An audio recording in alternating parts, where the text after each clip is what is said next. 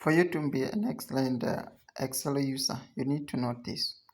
You have observed that Excel does not have the uppercase or change case command like we have in Word. You need now to use some of the key functions, and one is the upper function that makes your sentence to be in uppercase. We have the lowercase that is for small case, that's lowercase, and we have the proper that is to do what we call capitalize each word in word.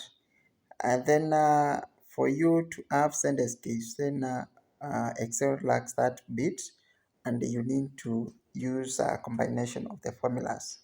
Now I have this example here for Excel. I have this sentence here: I love Excel.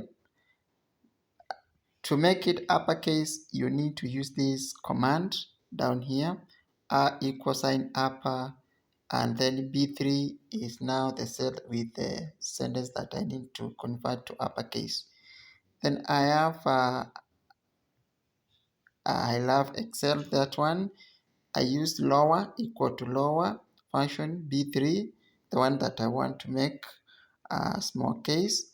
Then I have this, which is proper. It makes it proper. I love Excel. The I for I, L for love, and E is capital cases. That is what we call capitalize each. So use the proper function.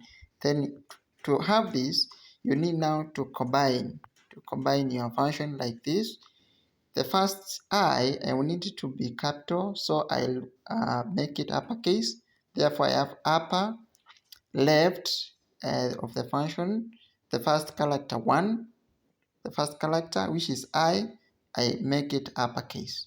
Then and, that's the ampersand, lower, I lower the remaining right side of the B3, of which length? The length is actually the length of B3 minus the first character. And with that, the length of the B3 with the last difference with the first character. And when I do that, then I'll get now the sentence case I love. Make sure you follow for me so that you may get such kind of tips in Excel. We are Excel experts. For